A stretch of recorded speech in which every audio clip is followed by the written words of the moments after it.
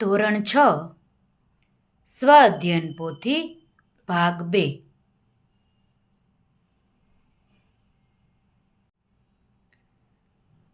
પાના નંબર 66 પ્રકરણ 5 પાયાના આકારોની સમજૂતી.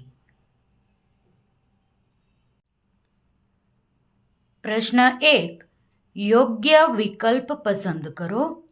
પહેલો પ્રશ્ન, સાયકલના પૈડામાં 48 આરા છે તો બે ક્રમિક આરા વચ્ચેનો ખૂણો ખાલી જગ્યા થાય.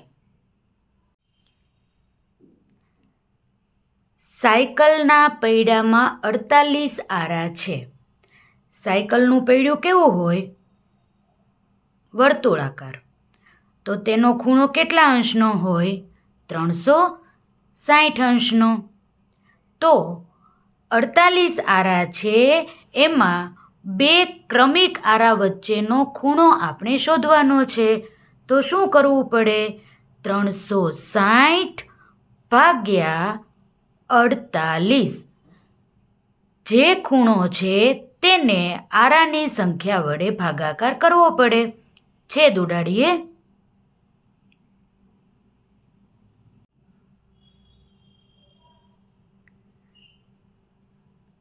24 દુ 48, 18 દુ 36 અને આ શૂન્ય.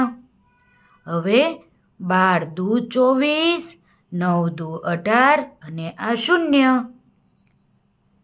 4 તેરી 12, 3 તેરી 9 અને આ શૂન્ય. 2 દુ 4 અને 15 દુ 30. તો અંશમાં આપણને 15 મળે છે અને છેદમાં આપણને 2 મળે છે. કોઈ ઓપ્શન આવો છે નહીં.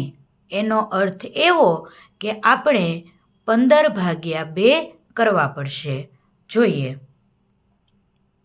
15 ભાગ્યા 2, 2 સત્તા 14, 15માંથી 14 જાય તો 1.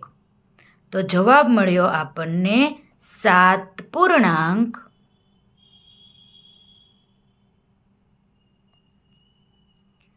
1/2. તો આવો ઓપ્શન આપણને આપેલો છે. તો કેટલા અંશનો ખૂણો બનશે? 7 પૂર્ણાંક 1/2. જવાબ આવશે બી.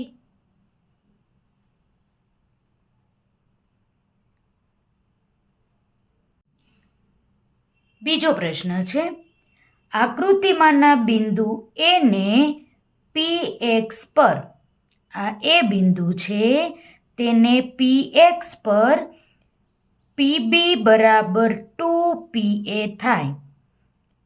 PB બરાબર 2PA થાય તે રીતે બિંદુ B પર લઈ જતા ખૂણો BPY નું માપ. ખૂણો BP અને Y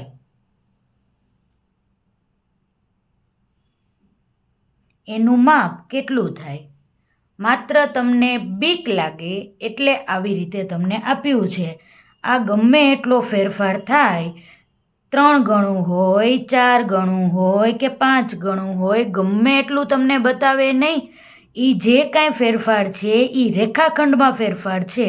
પરંતુ આ જે ખૂણો આપણને પૂછ્યો છે એ ખૂણામાં કોઈ ફેરફાર થાય નહીં. તેથી જવાબ શું આવશે? 45 અંશ.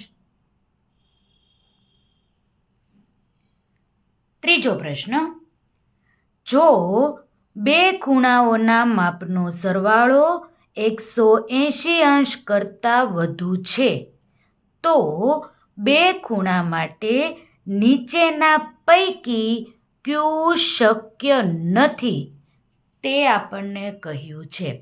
બે ખૂણાના માપનો સરવાળો 180 કરતાં વધારે છે, પણ જે શક્ય ન હોય તે આપણે શોધવાનું છે.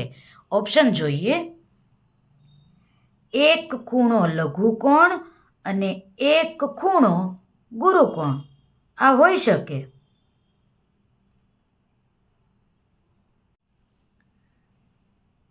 બી એક પ્રતિબિંબ કોણ અને એક લઘુકોણ. સી બંને ગુરુકોણ.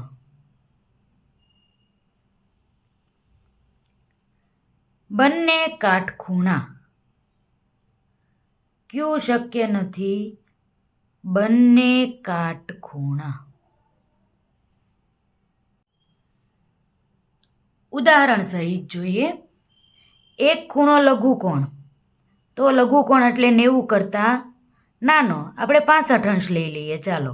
અને ગુરુકોણ તો 90 કરતાં મોટો, તો 120 અંશ આપણે લઈ શકીએ. જે લેવો હોય તે લઈ શકીએ. 185 અંશ મળ્યો આપણને, તો માપનો સરવાળો તો 180 કરતાં વધુ કીધું છે. થઈ ગયું. બીજો ઓપ્શન છે એક લઘુકોણ એટલે કે 90 કરતાં નાનો અને એનો પ્રતિબિંબ કોણ, તો એ તો 180 અંશ કરતાં મોટો હોવાનો જ છે. ત્રીજું બંને ગુરુકોણ.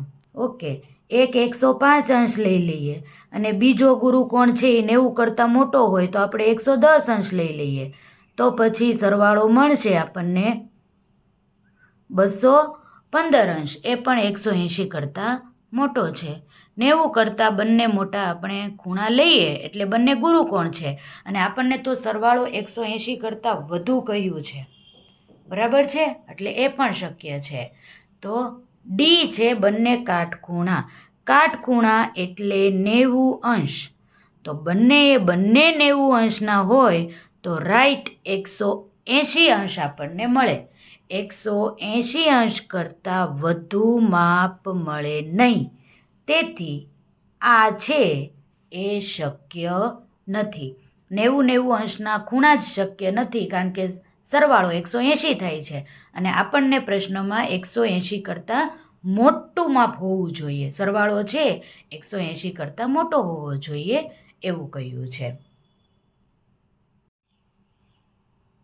ચોથો પ્રશ્ન છે આકૃતિમાં AB બરાબર BC. AB અને BC બંનેના માપ સરખા છે. AD બરાબર BD બરાબર DC. AD બરાબર BD બરાબર DC. આ AD, BD અને DC આ પણ સરખા છે. તો કેટલા સમદ્વિબાજુ ત્રિકોણ બને?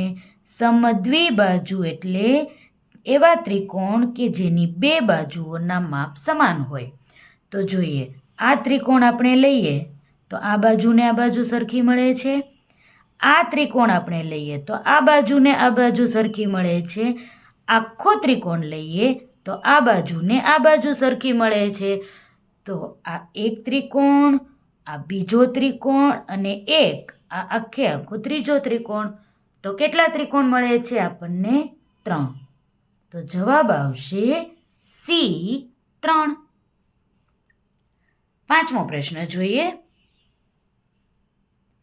આકૃતિમાં રેખાખંડ PQ લંબ રેખાખંડ RQ. રેખાખંડ PQ છે એ RQ ને લંબ છે, એટલે તો એ 90 અંશનો ખૂણો આપણને આપેલો છે. રેખાખંડ QR બરાબર 5 સેમી. QR 5 સેમી આપ્યું છે. રેખાખંડ PQ બરાબર 5 સેમી. રેખાખંડ PQ પણ આપણને 5 સેમી આપ્યો છે. તો PQR બરાબર ખાલી જગ્યા PQR એ શું છે તે આપણે ઓપ્શનમાંથી પસંદ કરવાનું છે. એ કાટકોણ ત્રિકોણ છે પરંતુ સમદ્વિબાજુ ત્રિકોણ નથી. કાટકોણ ત્રિકોણ તો છે, આ તો બંને બાજુ સરખી છે, તેથી આપણે કહી શકીએ નહીં કે સમદ્વિબાજુ ત્રિકોણ નથી, એટલે આ ઓપ્શન આવશે નહીં. સમદ્વિબાજુ કાટકોણ ત્રિકોણ છે, બંને બાજુ સરખી છે અને કાટકોણ ત્રિકોણ છે, તેથી આ ઓપ્શન આવશે. છતાં પણ બંને વિકલ્પ જોઈ લેવાના. સમદ્વિબાજુ ત્રિકોણ છે પરંતુ કાટકોણ ત્રિકોણ નથી. સમદ્વિબાજુ પણ કાટકોણ નથી, કાટકોણ તો ચોખ્ખું આપ્યું છે. સમદ્વિબાજુ ત્રિકોણ કે કાટકોણ ત્રિકોણ નથી. સમદ્વિબાજુય નથી ને કાટકોણેય નથી. ખોટી વાત છે. તો જવાબ આવ્યો સમદ્વિબાજુ કાટકોણ ત્રિકોણ છે. પરીક્ષામાં એક વિકલ્પ આપણને યોગ્ય લાગે છતાં પણ બાકીના વિકલ્પ જોઈ લેવાના. ક્યારેય ઉતાવળે નિર્ણય લઈ લેવાનો નથી. આગળ જોઈએ. 6થો પ્રશ્ન. આકૃતિમાં બનતા ગુરુકોણની સંખ્યા ખાલી જગ્યા છે. ગુરુકોણ એટલે 90 અંશ કરતાં મોટું માપ હોવું જોઈએ. હવે જોઈએ, આ આકૃતિ આપણને આપી છે તેમાં ગુરુકોણ કેટલા છે. સૌથી પહેલાં આપણે જોઈએ તો આ ખૂણો જોઈએ. 65 અંશ વત્તા 30 અંશ તો 5 અને 9 95 અંશ છે, એટલે આ ખૂણો 1 આપણને મળ્યો. પછી આગળ જોઈએ. આ ખૂણો જોઈએ તો 45 અંશ વત્તા 65 અંશ તો 10 ની 0 વધી 1 6 4 10 ને 1 11 110 અંશ મળ્યો. 90 કરતાં મોટો છે. પછી જોઈએ આખો ખૂણો આ તો 45 અંશ વત્તા 65 અંશ વત્તા 30 અંશ 10 ની 0 વધી 1 6 ને 4 10 ને 4 14 140 અંશ. 3 ખૂણા મળ્યા. હવે કે ખૂણો મળે છે? હા, આ ખૂણા 3 જોઈએ. 20 અંશ 45 અંશ અને 65 અંશ તો 5 ને 5 10 ની 0 વધી 1 6 ને 4 10 ને 3 13 130 અંશ. તો કેટલા ખૂણા મળ્યા આપણને? 1 2 3 અને 4.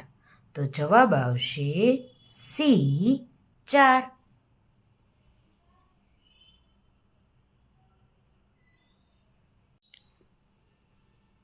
7મો પ્રશ્ન. નીચેના પૈકી કઈ આકૃતિ લંબ દ્વિભાજક દર્શાવે છે? દ્વિભાજક એટલે સરખા બે ભાગ કરે, પરંતુ અહીં લંબ દ્વિભાજક કહ્યું છે એટલે 90 અંશનો ખૂણો થવો જોઈએ.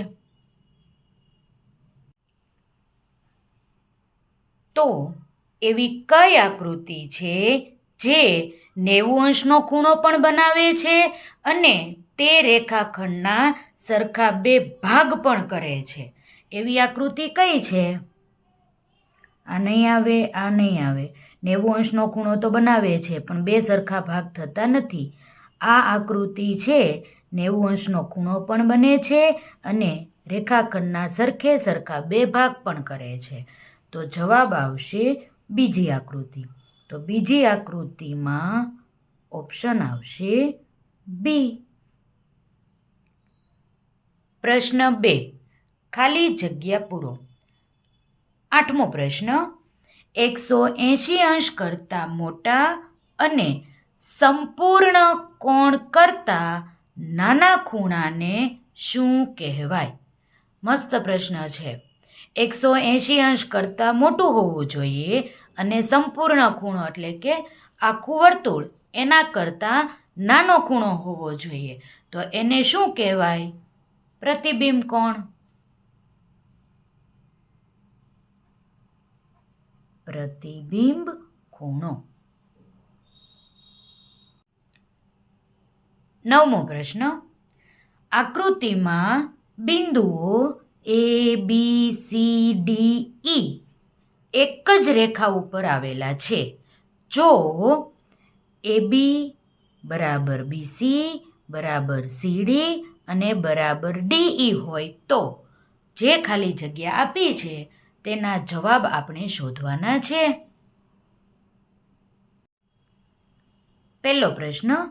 AD બરાબર આ આખે આખું AD છે એના બરાબર AB વત્તા આ AB વત્તા હવે શું મળે? આ ભાગ જે વધ્યો એ આખો મળે. તો ભાગ વધ્યો એને આપણે રેખાખંડ BD કહી શકીએ. તો લખીએ રેખાખંડ BD.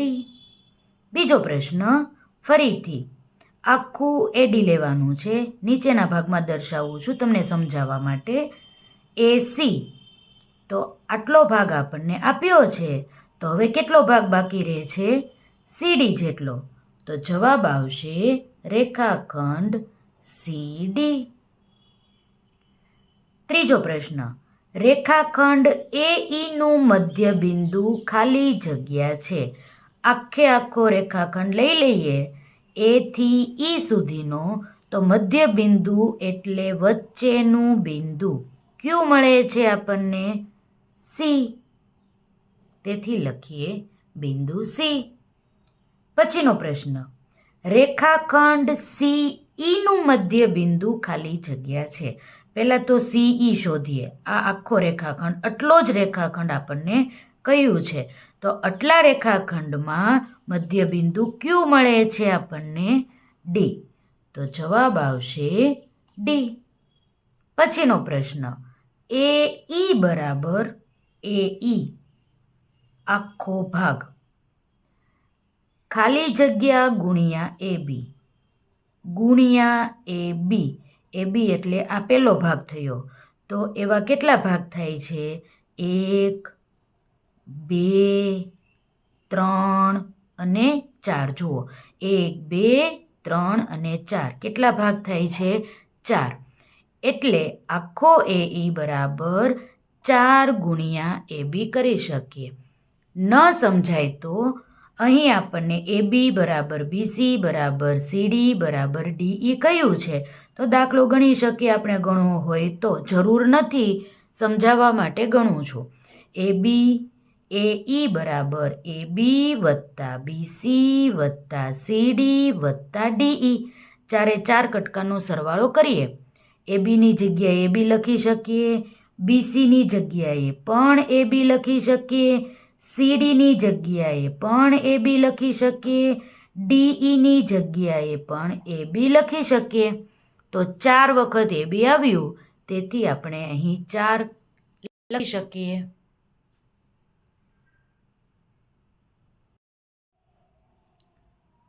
દસમો પ્રશ્ન સરળ કોણમાં કાટખૂણાની સંખ્યા ખાલી જગ્યા અને સંપૂર્ણ કોણમાં કાટખૂણાની સંખ્યા ખાલી જગ્યા છે. જોઈએ સરળ કોણ એટલે 180 અંશનો ખૂણો થાય એ. એટલે કે અર્ધવર્તુળ.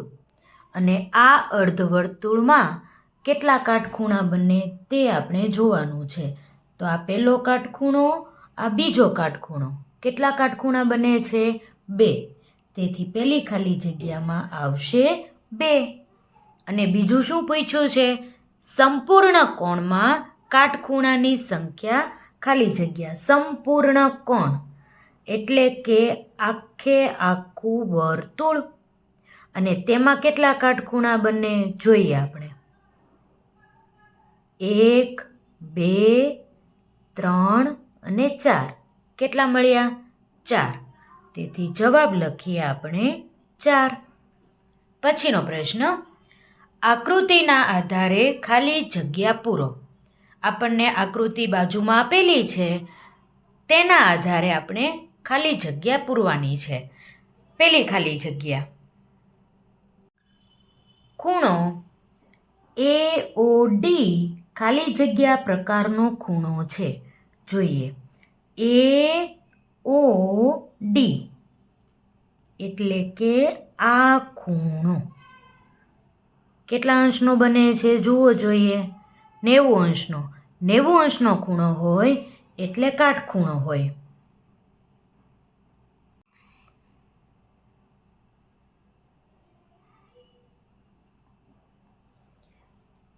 બીજી ખાલી જગ્યા છે ખૂણો COA ખાલી જગ્યા પ્રકારનો ખૂણો છે. જોઈએ COA આ ખૂણો. તો 20 અને 30 20 વત્તા 30 કેટલા થશે? 50 અંશ. તો 50 અંશનો ખૂણો એટલે 90 અંશ કરતાં નાનો ખૂણો, અને 90 અંશ કરતાં નાનો ખૂણો હોય તેને આપણે લઘુકોણ કહીએ છીએ. તો લખીએ લઘુકોણ. ત્રીજી ખાલી જગ્યા જોઈએ. ખૂણો AOE. AOE આખા ખૂણાની વાત છે. સરવાળો કરીએ આપણે. 40 વત્તા 40 80, 80 વત્તા 20 100, 100 વત્તા 30 130 અંશ. આખો ખૂણો કેટલો છે? 130 અંશનો. તો 130 અંશ એટલે 90 કરતાં મોટો ખૂણો, અને 90 કરતાં મોટો ખૂણો એટલે ગુરુકોણ. 12મો પ્રશ્ન. આકૃતિમાં કુલ ખૂણાઓની સંખ્યા ખાલી જગ્યા છે. કેટલા ખૂણા બને છે તે આપણે કહેવાનું છે. જોઈએ. 1 2 3 4. ફરીથી જોઈએ, કલર બદલાવી નાખું. 1 2 3 4. આ બાજુ કેટલા ખૂણા મળ્યા? 4. એવી જ રીતે 1 2 3 4. કેટલા ખૂણા મળ્યા? 4. અને વચ્ચે 1 અને 2. સરવાળો કરીએ આપણે. 4 ને 4 8, 8 ને 2 10. કેટલા ખૂણા મળે છે? 10. તેથી લખીએ 10. 1 2 3 4 5 6 7 8 9 અને 10. આગળ જોઈએ. પ્રશ્ન નંબર 3. ખરું કે ખોટું જણાવો. 13મો પ્રશ્ન. સમક્ષિતિજ રેખા અને શિરોલંબ રેખા હંમેશા કાટખૂણે છેદે છે. સાચું. 14મો પ્રશ્ન. ખૂણાના ભુજની લંબાઈ વધારતા ખૂણાનું માપ પણ વધે. ખોટી વાત છે. જોઈએ પહેલું આપણે સમજતા જઈએ અને લખતા જઈએ. સીધે સીધું ખરા ખોટા કરશું તો નહીં આવડે તમને કદાચ. સમક્ષિતિજ રેખા અને શિરોલંબ રેખા. આ સમક્ષિતિજ રેખા છે અને શિરોલંબ રેખા છે. આને કહેવાય શિરોલંબ રેખા, અને તે હંમેશા 90 અંશનો ખૂણો જ બનાવે, તેથી કાટખૂણે છેદે છે તેમ કહેવાય. 14મો પ્રશ્ન. ખૂણાઓની ભુજની લંબાઈ વધારતા. દાખલા તરીકે આ એક ખૂણો છે, હાલો, અને આને તો ભુજ કહેવાય ને. તો ભુજની લંબાઈ વધારતા જઈએ વધારતા જઈએ વધારતા જઈએ. આ બાજુ ભુજની લંબાઈ વધારતા જઈએ વધારતા જઈએ વધારતા જઈએ તો ખૂણાનું માપ થોડું વધી જવાનું છે. એ તો જેટલો છે એટલો જ રહેવાનો છે. તેથી ખૂણાનું માપ વધે છે એવું કહ્યું છે તે ખોટું છે.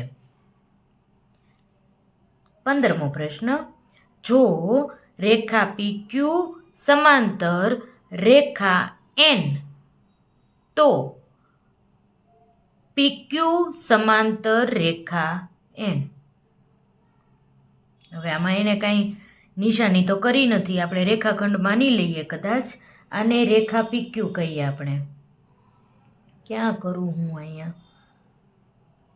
રેખા PQ અને આ એની સમાંતર બીજી રેખા છે N, અને આને આપણે એમ કહીએ રેખાખંડ PQ હશે તો આ અને આ વચ્ચેનો ભાગ છે એ રેખાખંડ થાય. તો રેખાખંડ PQ પણ Nની સમાંતર છે. એ તો હોય જ, રેખાની અંદર જ રેખાખંડ સમાયેલો છે. તો બંને રેખા જો સમાંતર હોય તો રેખાખંડ PQ પણ Nને સમાંતર હોય. 16મો પ્રશ્ન. બે સમાંતર રેખાઓ એકબીજીને કોઈક બિંદુ આગળ છેદે છે. લે, આ કેવી વાત કરે છે જુઓ. બે સમાંતર રેખાઓ, આ એક રેખા છે અને એને સમાંતર એટલે કે બંને રેખા વચ્ચે સરખું જ અંતર હોવું જોઈએ છેક સુધી. તો હવે આ રેખા ગમે એટલી લાંબી ના કરીએ, આ રેખાને આ બાજુ લંબાવીએ, આ રેખાને આ બાજુ લંબાવીએ, એક પણ જગ્યાએ છેદી શકે નહીં, કારણ કે બંને રેખાની વચ્ચેનું અંતર કેવું છે? સમાન જ છે. સમાંતર રેખા તો કયું છે? તે સમાન અંતરે જ રહેશે, ક્યારેય છેદે નહીં. પણ આપણને એમ કહે છે કોઈ બિંદુ આગળ છેદે, તો એ ખોટી વાત છે. પછી જોઈએ 17મો પ્રશ્ન. બે રેખાઓ એકબીજાને બે બિંદુમાં છેદી શકે, એવું કોણે કીધું? એક રેખા આમ દોરીએ, બીજી રેખા આમ દોરીએ, કેટલા બિંદુમાં છેદ્યા? એક બિંદુમાં છેદ્યા. બરાબર છે? બે બિંદુમાં છેદે એવું જરૂરી નથી, ખોટું છે. 18મો પ્રશ્ન. આપેલા બે બિંદુમાંથી અસંખ્ય રેખાઓ પસાર થાય. હવે પાઠ્યપુસ્તકમાં આપણે જ્યારે જોયું હતું ત્યારે એક બિંદુ હોય તો આપણે અસંખ્ય રેખાઓ પસાર કરી શકીએ, પણ અહીં શું કીધું છે? બે બિંદુમાંથી. તો બે બિંદુ જોઈએ. આ બે બિંદુ છે તો બે બિંદુમાંથી જ પસાર થાય એક જ વખત થાય. પછી જો આમાં દોરવા બેસીએ તો આ રહી જાય, ને આમાં દોરવા બેસીએ તો આ રહી જાય. તો આ બંને બિંદુમાંથી તો માત્ર ને માત્ર એક રેખા પસાર થાય. તો અહીંયા આપણને એમ કહે છે અસંખ્ય રેખા પસાર થાય, તો એ વાત કેવી છે? ખોટી. 19મો પ્રશ્ન. કોઈ પણ બે ખૂણાઓમાં 5 જ સામાન્ય બિંદુઓ હોઈ શકે, એવું કોણે કીધું? ગમે એટલા હોઈ શકે, એટલે આ ખોટું. આમાં કંઈ આકૃતિ દોરવાની જરૂર છે નહીં. સહેલો છે પ્રશ્ન. 20મો પ્રશ્ન. આપેલા બિંદુમાંથી એક અને માત્ર એક જ રેખા પસાર થાય. હજી હમણાં વાત કરીએ આપણે. એક બિંદુ આપ્યું છે 1 2 3 4 5 6 7 8 9 10 11 12 13 14 15 16 17 18 19 20 21 22 અસંખ્ય રેખાઓ પસાર થઈ શકે. મેં ભલે આમાં તીર નથી કર્યા, તમે તીર છે ને માની લેવાના કે છે એમ. એક બિંદુમાંથી અસંખ્ય રેખા પસાર થાય. આ લોકો એમ જ કહે છે એક જ રેખા પસાર થાય, તો એવું થોડું હોય, એટલે ખોટું. 21મો પ્રશ્ન. સમબાજુ ત્રિકોણ એ સમદ્વિબાજુ ત્રિકોણ છે. ઓકે, પહેલાં જોઈએ સમબાજુ ત્રિકોણ કોને કહેવાય? જેની ત્રણેય બાજુઓ સરખી છે. આપણે દોરીએ. દાખલા તરીકે આ 2 સેન્ટીમીટરનો મેં માપ નથી લીધું, છતાં કહું છું, આ 2 સેન્ટીમીટરનો અને આ 2 સેન્ટીમીટરનો, 3 એ 3 છે એ સરખી બાજુ ધરાવતો ત્રિકોણ છે. તો બે બાજુઓ તો એની સરખી જ છે ને, એટલે આને આપણે સમદ્વિબાજુ પણ કહી શકીએ. તેથી આપણે કહી શકીએ સમબાજુ ત્રિકોણ એ સમદ્વિબાજુ ત્રિકોણ પણ છે. એટલે આપણે સાચું કરી શકીએ. પ્રશ્ન 4. સૂચના મુજબ કરો. 22મો પ્રશ્ન. આકૃતિમાં 180 અંશ કરતાં નાના ખૂણાઓની સંખ્યા જણાવી તેમના નામ લખો. આવું આપણને કહ્યું છે. હવે જોઈએ, બધા ખૂણા છે એ 180 કરતાં નાના જ છે, અને તે ખૂણાઓની સંખ્યા આપણે જણાવવાની છે અને નામ લખવાના છે. પહેલાં આપણે નામ લખીએ, પછી કેટલા ખૂણા મળે છે તેના ઉપરથી આપણે સંખ્યા કહેશું. ખૂણા બધા આવી જવા જોઈએ. તો સૌથી પહેલાં આપણે ક્યાંથી શરૂઆત કરીએ? બીથી શરૂઆત કરીએ. ચાલો, તો બીથી શરૂઆત કરીએ તો OBA. તો પહેલો ખૂણો મળ્યો OBA. હવે આપણે વચ્ચે એ આવે એવી રીતે લખીએ તો આ ખૂણો પસંદ કરીએ તો BAD. BAO પણ લખી શકો, પણ આપણે BAD લખીએ. BAD. હવે આ બાજુનો એ વાળો ખૂણો પસંદ કરીએ તો CAD અથવા તો CAO. જે લખો તે ચાલે, ખોટું ન પડે. CAO. CAO. બંને અંદરના એ વાળા ખૂણા આવી ગયા. હવે આપણે આખો એ ખૂણો લઈએ તો ખૂણો BAC, ખૂણો BAC. હવે એનો વારો આવી ગયો. હવે આપણે Cનો વારો લઈએ તો સૌથી પહેલાં આ ખૂણો લઈએ તો OCA, ખૂણો OCA. હવે આ ખૂણો લઈએ તો OCD, ખૂણો OCD. હવે આખો ખૂણો C લઈએ તો શું મળશે? ACD, ખૂણો ACD. હવે આખો C ખૂણો આવી ગયો. હવે કયા ખૂણાનો વારો આવ્યો? Dનો.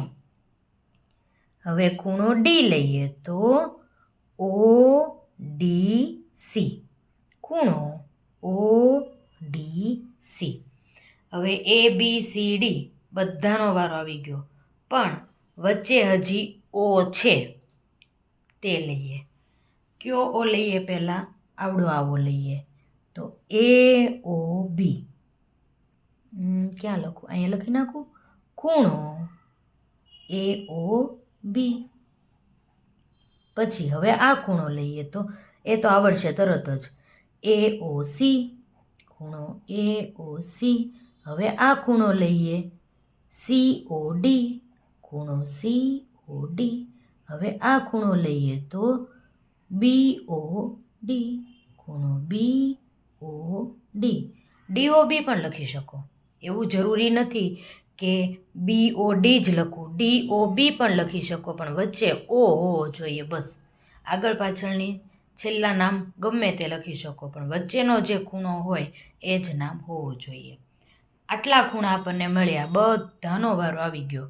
હવે જોઈએ કેટલા ખૂણા મળ્યા. 1 2 3 4 5 6 7 8 9 10 11 ને 12. કેટલા ખૂણા મળ્યા? તો કે 12 ખૂણા મળ્યા. ક્યાં લખું? આકૃતિમાં 180 અંશ કરતાં નાના ખૂણાઓની સંખ્યા જણાવો. હું અહીંયા વચ્ચે લખી નાખું, તમે ક્યાંક લખજો. 12 ખૂણા આવું લખું છું.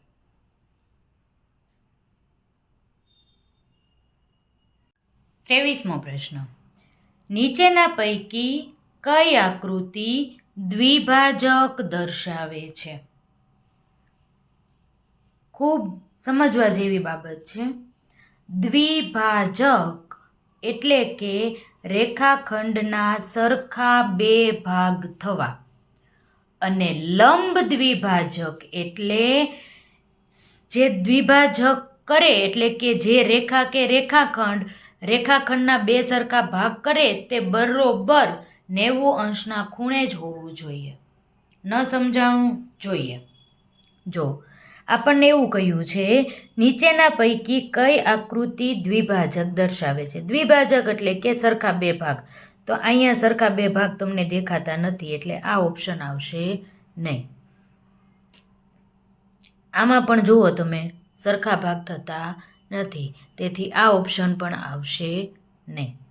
હવે તમને જો આવી નિશાની દેખાય છે તો આ રેખાખંડમાં આ રેખા છે એ રેખાખંડના સરખા બે ભાગ કરે છે. આ ભાગ અને આ ભાગ બે સરખો છે એટલે તો આવી નિશાની કરી જો રેખાખંડ ઉપર. એવી જ રીતે અહીં પણ એક જ સરખી નિશાની છે એટલે આ અને આ બંને આકૃતિ છે જે દ્વિભાજક દર્શાવે છે. હમણાં શરૂઆતમાં મેં તમને વાત કરી, લંબ દ્વિભાજક અને દ્વિભાજક અલગ વસ્તુ છે. દ્વિભાજક એટલે બે સરખા ભાગ થવા, અને લંબ દ્વિભાજક એટલે બે સરખા ભાગ તો થાય પણ સાથે સાથે 90 અંશનો ખૂણો પણ હોય તો લંબ દ્વિભાજક કહેવાય. આને દ્વિભાજક તો કહેવાય જ તે, પણ જો એવું કહ્યું હોત લંબ દ્વિભાજક તો આ એક આકૃતિ આવે. અહીં દ્વિભાજક કીધું છે તેથી આ બંને આકૃતિ આપણે જવાબમાં લેવાની રહેશે. તો જવાબ શું મળ્યો? બીજી ને ત્રીજી આકૃતિ સાચી છે તો C. 2 અને 3. પ્રશ્ન 24. આપેલી માહિતી પરથી દરેકમાં કાટખૂણાનું નામ લખો. પહેલી આકૃતિ છે રેખાખંડ RT. આવડો આ રેખાખંડ અને રેખાખંડ SW લંબ છે. લંબ હોય એનો અર્થ એવો કે 90 અંશના ખૂણા બનાવે છે. આ બાજુ પણ 90 અંશનો ખૂણો, આ બાજુ પણ 90 અંશનો ખૂણો, અને આપણે એ બંને કાટખૂણાના નામ લખવાના છે. તો પહેલો કાટખૂણો કયો મળે? RTS. ખૂણો RTS. બીજો કયો મળ્યો? RTW. તો ખૂણો RTW.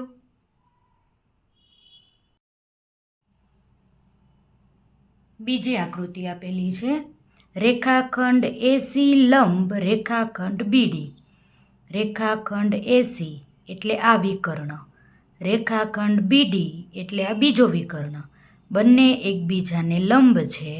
એનો અર્થ એવો કે આ ખૂણા છે એ કાટખૂણા છે.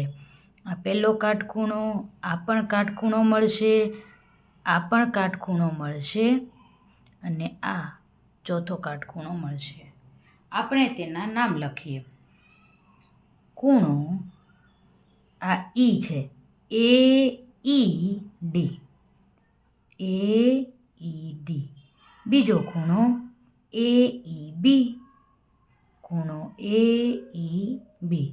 ત્રીજો ખૂણો BEC. ખૂણો BEC. ખૂણો CED. ખૂણો CED. ત્રીજી આકૃતિ આપેલી છે રેખાખંડ AC લંબ રેખાખંડ DE. લંબ છે એનો અર્થ એવો કે આ બંને રેખાખંડ કાટખૂણે દુભાગે છે. તો આ ખૂણો 1, 2, 3 અને 4 લખીએ. ખૂણો AED.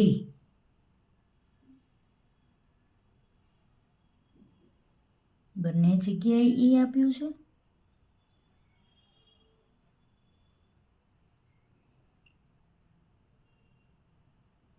બી હોય એવું લાગે છે. અહીંયા બી લખી નાખું છું ભાઈ, ખબર નથી પડતી. આ બી છે. ABE. ખૂણો ABE.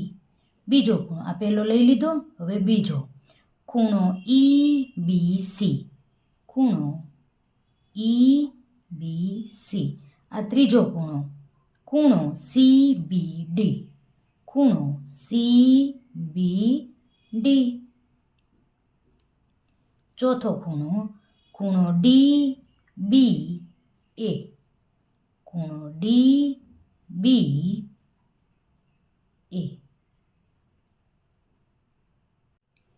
ચોથી આકૃતિ આપી છે OP એટલે કે આ રેખાખંડ. હું સેજ લાલ કરી નાખું ભાઈ, આ સીધો છે માની લેજો. લંબ રેખાખંડ AB એટલે આ, અને એમાં જે કાટખૂણા મળે છે આ એક. હું હવે કાટખૂણો દોરતી નથી, દોરું હાલો ને. આ બીજો, આ ત્રીજો અને આ ચોથો. આવી રીતે 4 કાટખૂણા મળે છે. પહેલો લઈએ ખૂણો AKP. ખૂણો AKP. બીજો ખૂણો PKB. PKB. BKO. ખૂણો BKO. અને ખૂણો OKA. OKA. આવી રીતે 4 ખૂણા મળે છે. 25મો પ્રશ્ન. શું એવા 2 લઘુકોણ મળે કે જેનો સરવાળો? એવી રીતે 5 પ્રશ્નો આપણને આપ્યા છે. 2 લઘુકોણનો સરવાળો કરવાનો છે એટલું યાદ રાખીએ. અને 2 લઘુકોણનો સરવાળો લઘુકોણ હોય અને શા માટે તે પણ આપણે કહેવાનું છે. હા, હોઈ શકે? તો લખીએ હા. બે લઘુકોણનો સરવાળો કાટખૂણા કરતાં ઓછો હોઈ શકે. કાટખૂણા કરતાં ઓછો એટલે કે લઘુકોણ હોઈ શકે. કેવી રીતે? તો એક ખૂણો આપ્યો છે આપણને 35 અંશનો, આપણે સીધો સરવાળો જ કરી નાખીએ. એક ખૂણો 35 અંશનો છે અને બીજો ખૂણો છે 30 અંશનો છે. બંને લઘુકોણ છે. 35 એ લઘુકોણ, 30 એ લઘુકોણ. જવાબ મળે 65 અંશ. તો એ લઘુકોણ જ છે. એટલે કે બે લઘુકોણનો સરવાળો લઘુકોણ હોઈ શકે. 90 કરતાં નાનો સરવાળો હોઈ શકે. બરાબર. બીજો પ્રશ્ન, એવા બે લઘુકોણ મળે કે જેનો સરવાળો કાટખૂણો હોય. શા માટે? તો લખીએ હા. બે લઘુકોણનો સરવાળો કાટખૂણો હોઈ શકે. આપણે તેનું ઉદાહરણ પણ લઈએ. એક છે 50 અંશ, હાલો, અને બીજો છે 40 અંશ. બે લઘુકોણ છે અને બેયનો સરવાળો કરીએ તો 5 ને 4 9, 90 અંશ આપણને મળી શકે. ત્રીજો પ્રશ્ન, શું એવા બે લઘુકોણ મળે કે જેનો સરવાળો ગુરુકોણ હોય? શા માટે? લખીએ હા. બે લઘુકોણનો સરવાળો ગુરુકોણ હોઈ શકે.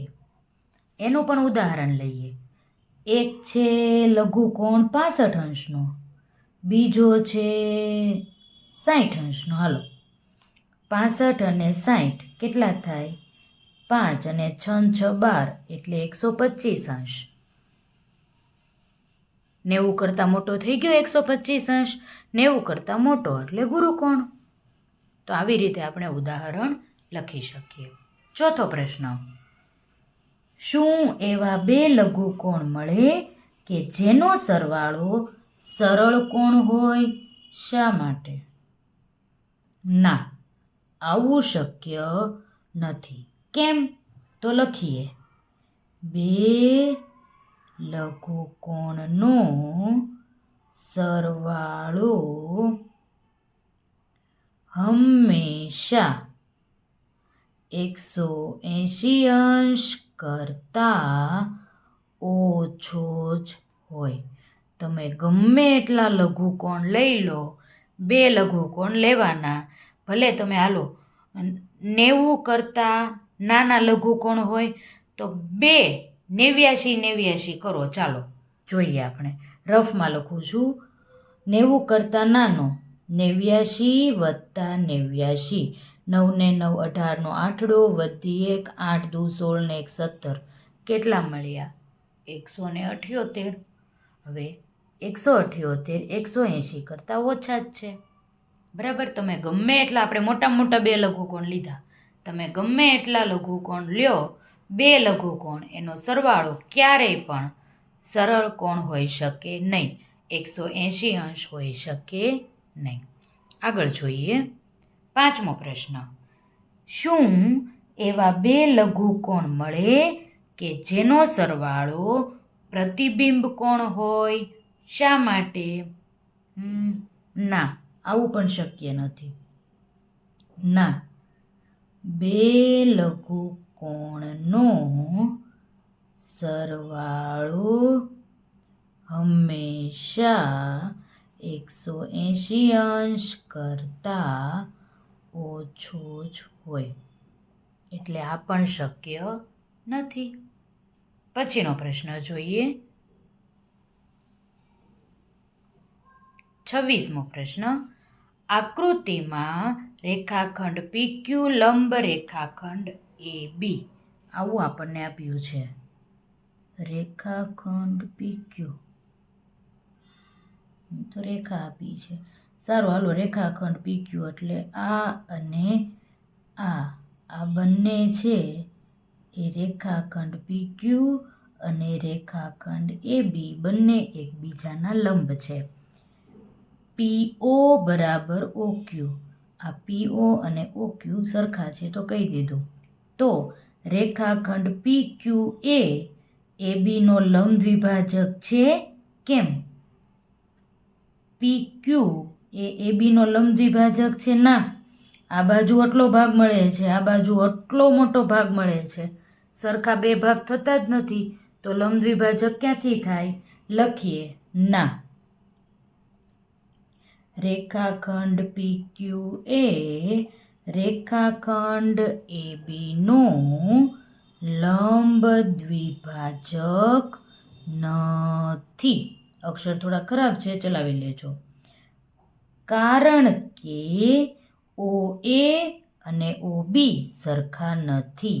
OA અને OB સરખા નથી. આ ગણિતની ભાષામાં લખ્યું. OA અને OB સરખા નથી. 27મો પ્રશ્ન જોઈએ. આકૃતિમાં રેખાખંડ AC, આ રેખાખંડ વિકર્ણ છે, અને લંબ રેખાખંડ BD, લંબ રેખાખંડ BD, તો બનતા બધા જ કાટખૂણાના નામ આપો.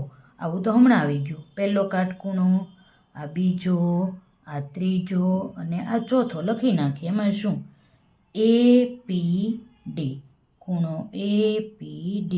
બીજો ખૂણો લઈએ CPD, ખૂણો CPD. ત્રીજો ખૂણો BPC, ખૂણો BPC. ચોથો ખૂણો APB, ખૂણો APB. એકદમ સરળ છે. ચાલો આગળ જોઈએ. 28મો પ્રશ્ન. જ્યારે ઘડિયાળમાં 7 વાગે ત્યારે મિનિટ કાંટા અને કલાક કાંટાથી બનતા નાના ખૂણાનું માપ અને બીજા ખૂણાનું માપ લખી તે કયા પ્રકારના ખૂણા છે તે લખો.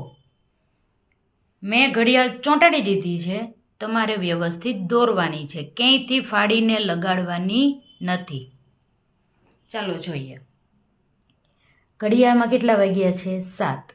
એનો કલાક કાંટો ને મિનિટ કાંટો, તેની વચ્ચેનો ખૂણો આપણે પહેલાં જોવાનો છે. જોઈએ.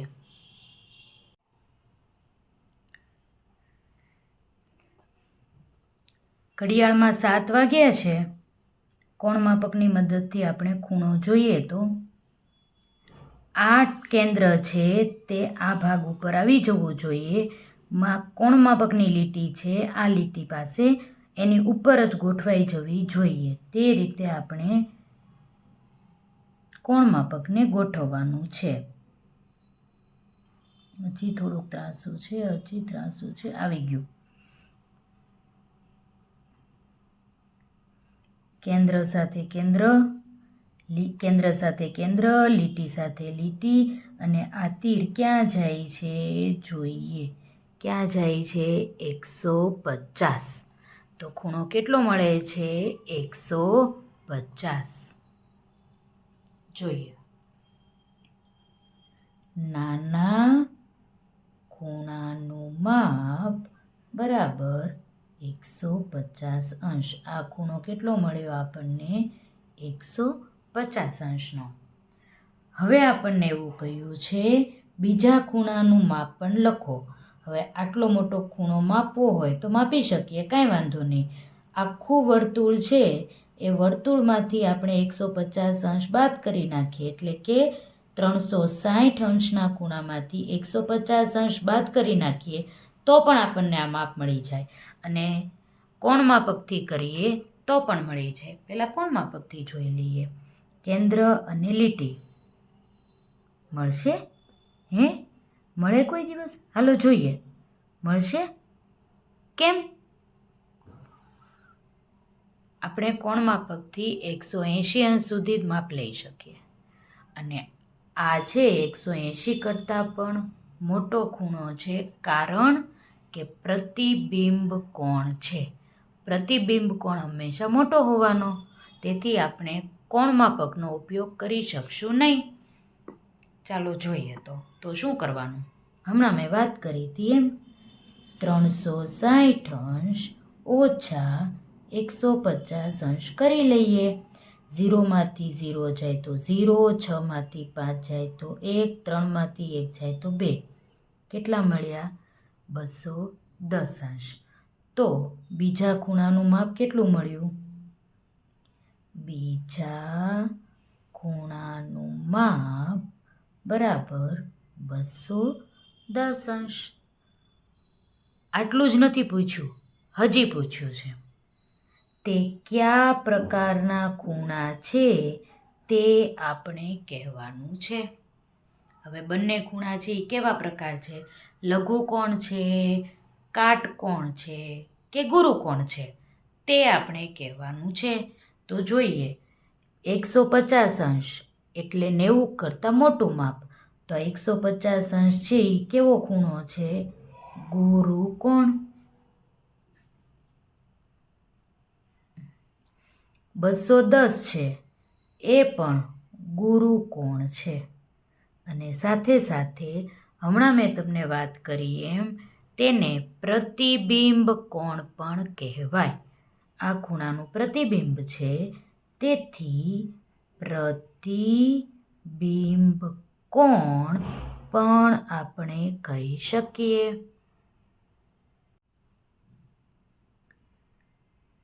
પહેલો ખૂણો ગુરુકોણ અને બીજો ખૂણો ગુરુકોણ અને પ્રતિબિંબ કોણ. આ આપણે એના પ્રકાર પણ લખી શકીએ.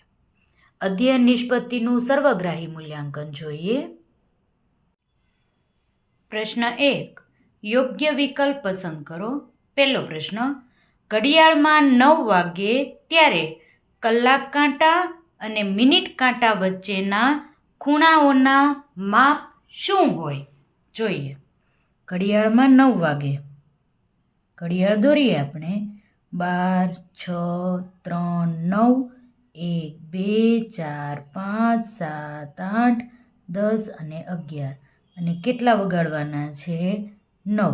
તો કેટલા અંશનો ખૂણો બનશે? 90 અંશનો. અને 90 અંશવાળું માપ આ છે.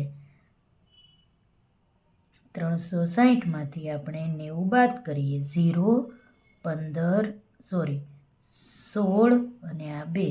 16માંથી 9 જાય તો 7 અને 2ના 2. કેટલા આવ્યા? 270 અંશ. તો જવાબ શું આવશે? બી, 270 અંશ અને 90 અંશ. આ ખૂણો છે 270નો થશે, આ ખૂણો હશે તે 90 અંશનો હશે.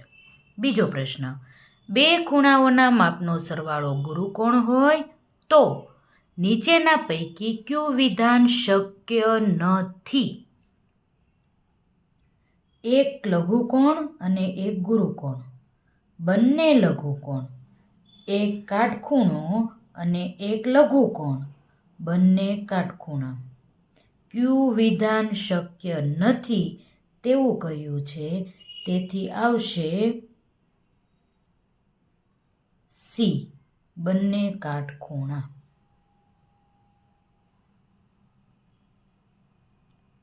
ત્રીજો પ્રશ્ન, આકૃતિમાં ખૂણો બી એ ડી બરાબર 90 અંશ. બી એ ડી આ ખૂણો છે એ 90 અંશનો છે અને રેખાખંડ એસી લંબ રેખાખંડ બીડી. રેખાખંડ એસી લંબ રેખાખંડ બીડી. તો આકૃતિમાં બનતા કાટકોણ ત્રિકોણની સંખ્યા ખાલી જગ્યા છે.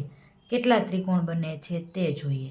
એક તો આપણને આપ્યો છે એ, આ બીજો ખૂણો બને છે કાટકોણ, અને આ ખૂણો છે ત્રીજો બને છે. કેમ? લંબ કહ્યું છે એટલે. તો કેટલા ખૂણા મળ્યા આપણને? 3. તો જવાબ આવશે સી, 3.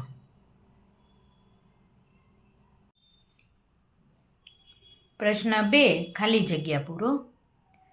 ચોથો પ્રશ્ન, ખાલી જગ્યા ચતુષ્કોણની બધી બાજુઓના માપ સમાન હોય છે અને દરેક ખૂણાનું માપ 90 અંશ હોય છે. ચતુષ્કોણ એટલે 4 ખૂણાવાળી આકૃતિ જેની બધી બાજુ 4 બાજુ સરખી હોય અને દરેક ખૂણા કાટખૂણા હોય. તો આકૃતિ કઈ છે? ચોરસ. 5મો પ્રશ્ન. જો ત્રિકોણના દરેક ખૂણાનું માપ 90 અંશ કરતાં નાનું હોય તો તે કેવો ત્રિકોણ છે? કેવો ત્રિકોણ કહેવાય છે? લઘુકોણ. તો તે લઘુકોણ ત્રિકોણ છે. 3જો પ્રશ્ન. સૂચના મુજબ કરો. આ બાજુ તમને ત્રિકોણની લાક્ષણિકતાઓ આપેલી છે અને તેના ઉપરથી તમારે ત્રિકોણના પ્રકાર કહેવાના છે. લઘુકોણ, ગુરુકોણ કે કાટકોણ. પહેલો પ્રશ્ન. ખૂણો A બરાબર 30 અંશ, ખૂણો B બરાબર 30 અંશ, તો C બરાબર ખાલી જગ્યા. એ પહેલાં કહેવાનું છે. ચાલો, એક ત્રિકોણ છે, 3 ખૂણાનો સરવાળો કેટલો થાય ત્રિકોણનો? 180 અંશ. એમાંથી 30 ને 30, 60 આપણે બાદ કરી દઈએ તો 0, 8માંથી 6 જાય તો 2, 1ના 1, તો જવાબ શું આવશે? 120 અંશ. તો 120 અંશનો ખૂણો છે તો એ કેવા પ્રકારનો ત્રિકોણ હશે? ગુરુકોણ ત્રિકોણ. તો લખીએ ગુરુકોણ ત્રિકોણ. બીજો પ્રશ્ન. ત્રિકોણની કોઈ એક બાજુ બીજી બાજુને લંબ હોય. લંબ હોય એટલે 90 અંશ હોય, આપણને ખબર જ છે. તેથી લખીએ કાટકોણ ત્રિકોણ. ત્રીજો પ્રશ્ન. ત્રિકોણના ત્રણેય ખૂણાના માપ સરખા હોય. ત્રણેય ખૂણાના માપ સરખા હોય તો એ 60-60ના જ હોય. 6 ને 6, 6, 6 દુ 12, 6 તેરી 18, ન ખબર પડે તો 3 ને 3 60, 0 અને 180 અંશ. બરાબર છે. અમે ઉદાહરણ આપ્યું છે ખાલી. માપ સરખા ત્યારે જ બને 60, 60, 60, 180 અંશ તો જ થવાના છે. તો આ 60 અંશનો ખૂણો છે તો કેવા ત્રિકોણ બનશે? લઘુકોણ ત્રિકોણ. લઘુકોણ ત્રિકોણ. 7મો પ્રશ્ન. કારણ આપી નીચેનું વિધાન સ્પષ્ટ કરો. જે 2 વાક્યો આપ્યા છે તે સાચા જ છે, પણ આપણે યોગ્ય કારણ આપી અને આ સાચા કેમ છે તે કહેવાનું છે. પહેલો પ્રશ્ન. ચોરસને વિશિષ્ટ લંબચોરસ કહી શકાય. તો કેમ કહી શકાય? કહી તો શકાય જ છે, પણ શા માટે તે લખીએ. તો ચોરસની સામસામેની બાજુઓના માપ સરખા હોય છે. આ પહેલું કારણ. બીજું કારણ શું આપી શકીએ આપણે? ચોરસના દરેક ખૂણા કાટખૂણા હોય. તેથી કહી શકીએ કે ચોરસ વિશિષ્ટ લંબચોરસ છે. અથવા તો ચોરસને વિશિષ્ટ લંબચોરસ કહી શકાય. તમે જે લખો તે લખી શકો. બીજો પ્રશ્ન. લંબચોરસને વિશિષ્ટ સમાંતર બાજુ ચતુષ્કોણ કહી શકાય. શા માટે? જોઈએ. કારણ લખીએ આપણે. લંબચોરસની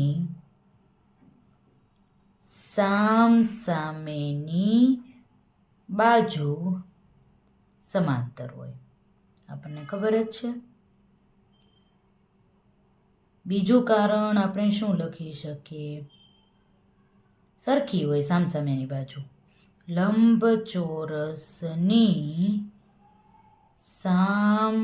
સામસામેની બાજુ સમાન હોય છે. તેથી આપણે કહી શકીએ કે લંબચોરસ વિશિષ્ટ